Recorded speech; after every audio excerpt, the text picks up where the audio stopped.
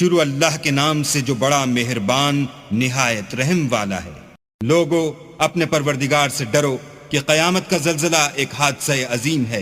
اے مخاطب، جس دن تو اس کو دیکھے گا اس دن یہ حال ہوگا کہ تمام دودھ پلانے والی عورتیں اپنے بچوں کو بھول جائیں گی، اور تمام حمل والیوں کے حمل گر پڑیں گے، اور لوگ تجھ کو متوالے نظر آئیں گے، مگر وہ متوالے نہیں ہوں گے بلکہ عذاب دیکھ کر مدہوش ہو رہے ہوں گے۔ بے شک اللہ کا عذاب بڑا سخت عذاب ہے۔ اور بعض لوگ ایسے ہیں جو اللہ کی شان میں علم و دانش کے بغیر جھگڑتے اور ہر شیطان سرکش کی پیروی کرتے ہیں، جس کے بارے میں لکھ دیا گیا ہے کہ جو اسے دوست رکھے گا تو وہ اس کو گمراہ کر دے گا اور دوزخ کے عذاب کا رستہ دکھائے گا۔ لوگو، اگر تم کو مرنے کے بعد جی اٹھنے میں کچھ شک ہو تو ہم نے تم کو پہلی بار بھی تو پیدا کیا تھا، یعنی ابتدا میں مٹی سے، پھر اس سے نطفہ بنا کر، پھر اس سے خون کا لوتھڑا بنا کر، پھر اس سے بوٹی بنا کر، جس کی بناوٹ کامل بھی ہوتی ہے اور ناقص بھی، تاکہ تم پر اپنی خالقیت ظاہر کر دیں۔ اور ہم جس کو چاہتے ہیں ایک میعاد مقرر تک پیٹ میں ٹھہرائے رکھتے ہیں، پھر تم کو بچہ بنا کر نکالتے ہیں، پھر تم جوانی کو پہنچتے ہو، اور بعض قبل از پیری مر جاتے ہیں، اور بعض شیخ فانی ہو جاتے اور بڑھاپے کی نہایت خراب عمر کی طرف لوٹائے جاتے ہیں کہ بہت کچھ جاننے کے بعد بالکل بے علم ہو جاتے ہیں۔ اور اے دیکھنے والے، تو دیکھتا ہے کہ ایک وقت میں زمین خشک پڑی ہوتی ہے، پھر جب ہم اس پر مہ برساتے ہیں تو وہ شاداب ہو جاتی اور ابھرنے لگتی ہے، اور طرح طرح کی بارونق چیزیں اگاتی ہے۔ ان قدرتوں سے ظاہر ہے کہ اللہ ہی قادر مطلق ہے جو برحق ہے، اور یہ کہ وہ مردوں کو زندہ کر دیتا ہے، اور یہ کہ وہ ہر چیز پر قدرت رکھتا ہے، اور یہ کہ قیامت آنے والی ہے، اس میں کچھ شک نہیں، اور یہ کہ اللہ سب لوگوں کو جو قبروں میں ہیں جلا اٹھائے گا۔ اور لوگوں میں کوئی ایسا بھی ہے جو اللہ کی شان میں بغیر علم و دانش کے اور بغیر ہدایت کے اور بغیر کتاب روشن کے جھگڑتا ہے اور تکبر سے گردن موڑ لیتا ہے تاکہ لوگوں کو اللہ کے رستے سے گمراہ کر دے، اس کے لیے دنیا میں ذلت ہے، اور قیامت کے دن ہم اسے عذاب آتش سوزاں کا مزہ چکھائیں گے۔ اے سرکش، یہ اس کفر کی سزا ہے جو تیرے ہاتھوں نے آگے بھیجا ہے، اور اللہ اپنے بندوں پر ظلم کرنے والا نہیں۔ اور لوگوں میں بعض ایسا بھی ہے جو کنارے پر کھڑا ہو کر اللہ کی عبادت کرتا ہے، اگر اس کو کوئی دنیاوی فائدہ پہنچے تو اس کے سبب مطمئن ہو جائے، اور اگر کوئی آفت پڑے تو منہ کے بل لوٹ جائے، یعنی پھر کافر ہو جائے۔ اس نے دنیا میں بھی نقصان اٹھایا اور آخرت میں بھی، یہی تو نقصان صریح ہے۔ یہ اللہ کے سوا ایسی چیز کو پکارتا ہے جو نہ اسے نقصان پہنچائے اور نہ فائدہ دے سکے، یہی تو پرلے درجے کی گمراہی ہے۔ بلکہ ایسے شخص کو پکارتا ہے جس کا نقصان فائدے سے زیادہ قریب ہے، ایسا دوست بھی برا اور ایسا ہم صحبت بھی برا۔ جو لوگ ایمان لائے اور عمل نیک کرتے رہے، اللہ ان کو بہشتوں میں داخل کرے گا جن کے نیچے نہریں چل رہی ہیں۔ کچھ شک نہیں کہ اللہ جو چاہتا ہے کرتا ہے۔ جو شخص یہ گمان کرتا ہو کہ اللہ اس کو دنیا اور آخرت میں مدد نہیں دے گا، تو اس کو چاہیے کہ اوپر کی طرف یعنی اپنے گھر کی چھت میں ایک رسی باندھے، پھر اس سے اپنا گلا گھونٹ لے، پھر دیکھے کہ آیا یہ تدبیر اس کے غصے کو دور کر دیتی ہے۔ اور اسی طرح ہم نے اس قرآن کو اتارا ہے جس کی تمام باتیں کھلی ہوئی ہیں، اور یہ یاد رکھو کہ اللہ جس کو چاہتا ہے ہدایت دیتا ہے۔ جو لوگ مومن یعنی مسلمان ہیں اور جو یہودی ہیں اور ستارہ پرست اور عیسائی اور مجوسی اور مشرک، اللہ ان سب میں قیامت کے دن فیصلہ کر دے گا۔ بے شک اللہ ہر چیز سے باخبر ہے۔ کیا تم نے نہیں دیکھا کہ جو مخلوق آسمانوں میں ہے اور جو زمین میں ہے، اور سورج اور چاند اور ستارے اور پہاڑ اور درخت اور چار پائے اور بہت سے انسان اللہ کو سجدہ کرتے ہیں، اور بہت سے ایسے ہیں جن پر عذاب ثابت ہو چکا ہے، اور جس شخص کو اللہ ذلیل کرے اس کو کوئی عزت دینے والا نہیں۔ بے شک اللہ جو چاہتا ہے کرتا ہے۔ یہ دو فریق ایک دوسرے کے دشمن اپنے پروردگار کے بارے میں جھگڑتے ہیں، تو جو کافر ہیں ان کے لیے آگ کے کپڑے قطع کیے جائیں گے اور ان کے سروں پر جلتا ہوا پانی ڈالا جائے گا، اس سے ان کے پیٹ کے اندر کی چیزیں اور کھالیں گل جائیں گی، اور ان کے مارنے ٹھوکنے کے لیے لوہے کے ہتھوڑے ہوں گے۔ جب وہ چاہیں گے کہ اس رنج و تکلیف کی وجہ سے دوزخ سے نکل جائیں تو پھر اسی میں لوٹا دیے جائیں گے، اور کہا جائے گا کہ جلنے کے عذاب کا مزہ چکھتے رہو۔ جو لوگ ایمان لائے اور عمل نیک کرتے رہے، اللہ ان کو بہشتوں میں داخل کرے گا جن کے نیچے نہریں بہ رہی ہیں، وہاں ان کو سونے کے کنگن پہنائے جائیں گے اور موتی، اور وہاں ان کا لباس ریشمی ہوگا، اور ان کو پاکیزہ کلام کی ہدایت کی گئی اور خدائے حمید کی راہ بتائی گئی۔ جو لوگ کافر ہیں اور لوگوں کو اللہ کے رستے سے اور مسجد محترم سے جسے ہم نے لوگوں کے لیے یکساں عبادت گاہ بنایا ہے روکتے ہیں، خواہ وہ وہاں کے رہنے والے ہوں یا باہر سے آنے والے، اور جو اس میں شرارت سے کجروی و کفر کرنا چاہے اس کو ہم درد دینے والے عذاب کا مزہ چکھائیں گے۔ اور ایک وقت تھا جب ہم نے ابراہیم کے لیے خانہ کعبہ کو مقام مقرر کیا اور ارشاد فرمایا کہ میرے ساتھ کسی چیز کو شریک نہ کیجو، اور طواف کرنے والوں اور قیام کرنے والوں اور رکوع کرنے والوں اور سجدہ کرنے والوں کے لیے میرے گھر کو صاف رکھا کرو، اور لوگوں میں حج کے لیے ندا کر دو کہ تمہاری طرف پیدل اور دبلے دبلے اونٹوں پر جو دور دراز رستوں سے چلے آتے ہوں سوار ہو کر چلے آئیں، تاکہ اپنے فائدے کے کاموں کے لیے حاضر ہوں، اور قربانی کے ایام معلوم میں 4 پایاں مویشی کے ذبح کے وقت جو اللہ نے ان کو دیے ہیں ان پر اللہ کا نام لیں، اس میں سے تم خود بھی کھاؤ اور فقیر درماندہ کو بھی کھلاؤ۔ پھر چاہیے کہ لوگ اپنا میل کچیل دور کریں اور نظریں پوری کریں اور خانہ قدیم یعنی بیت اللہ کا طواف کریں، یہ ہمارا حکم ہے۔ اور جو شخص ادب کی چیزوں کی جو اللہ نے مقرر کی ہیں عظمت رکھے تو یہ پروردگار کے نزدیک اس کے حق میں بہتر ہے، اور تمہارے لیے مویشی حلال کر دیے گئے ہیں سوا ان کے جو تمہیں پڑھ کر سنائے جاتے ہیں، تو بتوں کی پلیدی سے بچو اور جھوٹی بات سے اجتناب کرو، صرف ایک اللہ کے ہو کر اور اس کے ساتھ شریک نہ ٹھہرا کر۔ اور جو شخص کسی کو اللہ کے ساتھ شریک مقرر کرے تو وہ گویا ایسا ہے جیسے آسمان سے گر پڑے پھر اس کو پرندے اچک لے جائیں یا ہوا کسی دور جگہ اڑا کر پھینک دے، یہ ہمارا حکم ہے۔ اور جو شخص ادب کی چیزوں کی جو اللہ نے مقرر کی ہیں عظمت رکھے تو یہ فعل دلوں کی پرہیزگاری میں سے ہے۔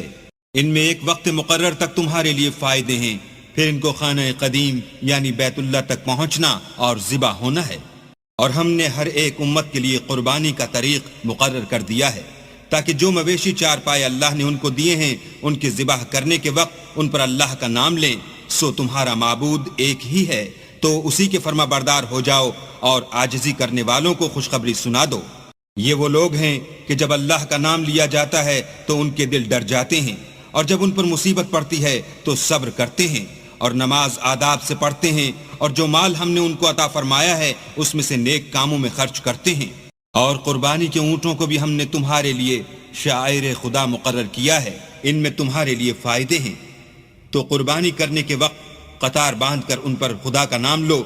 جب پہلو کے بل گر پڑیں تو ان میں سے کھاؤ اور قناعت سے بیٹھ رہنے والوں اور سوال کرنے والوں کو بھی کھلاؤ۔ اس طرح ہم نے ان کو تمہارے زیر فرمان کر دیا ہے تاکہ تم شکر کرو۔ اللہ تک نہ ان کا گوشت پہنچتا ہے اور نہ خون، بلکہ اس تک تمہاری پرہیزگاری پہنچتی ہے۔ اسی طرح اللہ نے ان کو تمہارا مسخر کر دیا ہے تاکہ اس بات کے بدلے کہ اس نے تم کو ہدایت بخشی ہے اسے بزرگی سے یاد کرو، اور اے پیغمبر نیکوکاروں کو خوشخبری سنا دو۔ اللہ تو مومنوں سے ان کے دشمنوں کو ہٹاتا رہتا ہے، بے شک اللہ کسی خیانت کرنے والے اور کفران نعمت کرنے والے کو دوست نہیں رکھتا۔